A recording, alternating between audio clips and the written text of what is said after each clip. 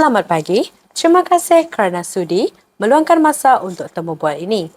Sebelum kita bermula, bolehkah cikgu memperkenalkan diri terlebih dahulu? Selamat pagi, terima kasih Valentina. Saya Cikgu Ongli Benjaminuddin selaku penolong kanan kokurikulum di SMK Durin. Baiklah, bolehkah cikgu berkongsi berapa lama cikgu telah berkhidmat sebagai penolong kanan kokurikulum di sini? Lebih kurang 16 tahun saya telah berkhidmat di sini dan saya telah masuk ke SMK Durin pada sambutan Hari Guru 16 Mei 2001. Bagaimanakah perasaan cikgu ketika bersiap untuk bersara sebagai penolong kanan kokurikulum dan mengapa? Perasaan saya ada rasa gembira dan juga ada rasa sedih. Gembira atau suka itu adalah kerana saya telah tidak terikat lagi dengan tekanan dan bebanan dengan tugas yang semakin mencabar pada masa sekarang di dalam dunia pendidikan. Sedihnya, sukar untuk meninggalkan amanah yang telah sekian lama diharungi dengan pelbagai cabaran yang membangkit semangat untuk terus berjaya dan berusaha sedaya upaya yang termampu. Ya, biarkan lihat jadi kenangan saya lah. Sedih dan gembira tu. Cikgu, apakah kenangan yang paling bermakna sepanjang tempoh cikgu berkhidmat sebagai penolong kanan kokurikulum? Saya telah berusaha sedaya upaya dari bawah untuk mengurus satu unit atau organisasi yang besar seperti kokurikulum di sebuah sekolah menengah seperti ini. Tapi dia menyeronokkan juga sebab dia ada bidang sukan dan juga permainan yang memang sudah menjadi sebahagian dari darah daging saya. Dan saya rasa gembira kalau dia ada mencapai kemenangan jika kita, contohnya saya menghantar sesuatu kontingen atau pasukan dalam suatu pertandingan seperti olahraga bola sepak, bola tampar suatu ketika dulu dan juga renang yang tak pernah disangka-sangka sekolah di luar bandar boleh membawa sebuah pasukan seperti renang, bola tampar, pasukan Bumi Putra pergi ke peringkat bahagian atau daerah negeri dan juga kebangsaan. Apakah cabaran utama yang cikgu hadapi ketika mengendalikan program kokurikulum di sekolah? Cabaran ni seperti yang selalu orang hadapi jugalah, kekangan waktu. Sebab tugas sebagai seorang pendidik atau guru adalah mendidik atau membimbing murid-murid di dalam kelas. Tetapi apabila kita berada di sekolah, kita menghadapi pelbagai tugas yang baru. Contoh seperti sebagai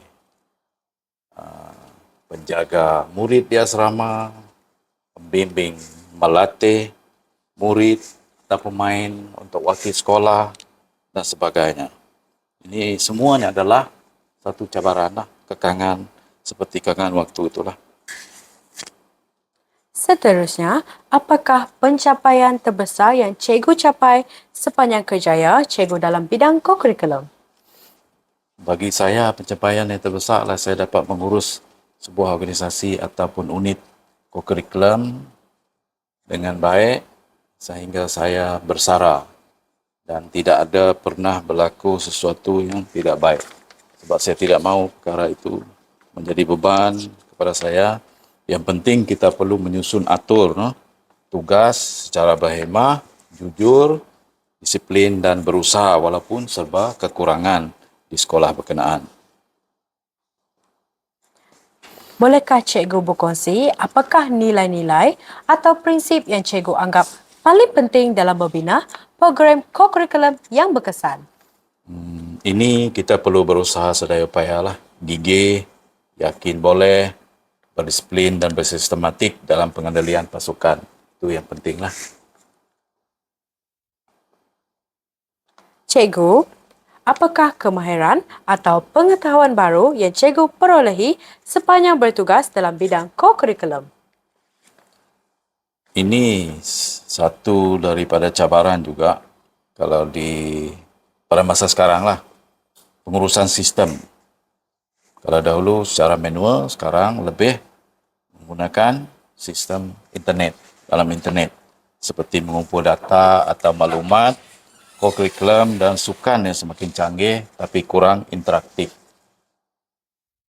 Seterusnya, apakah perkara yang cikgu ingin tinggalkan sebagai legasi dalam bidang kurikulum di sekolah?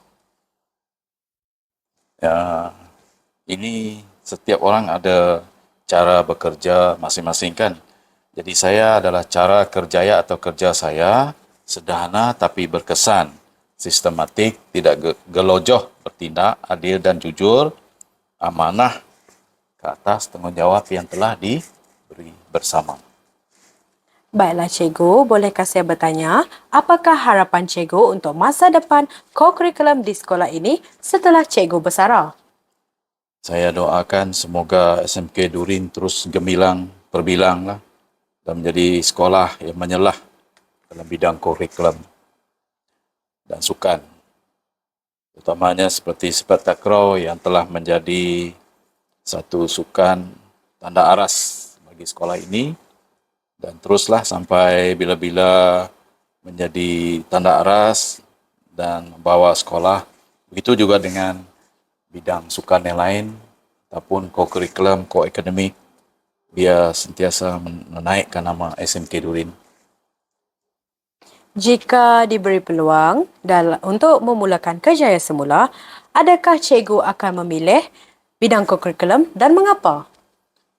Bukan, saya tak akan pilih lagi bidang kurikulum sebab dia banyak sebenarnya di dalam tu banyak bahagian-bahagian dia. Tapi saya akan lebih pada bidang sukan, sesuatu bidang sajalah. Sukan atau permainan sebab dia mungkin mengurangkan kita punya tindakan, tanggungjawab kita dan sebagainya lah. Terima kasih cikgu atas masa dan perkongsian yang penuh bermakna. Kami mendoakan yang terbaik untuk cikgu dalam perjalanan yang baru. Terima kasih cikgu. Baik, sama-sama.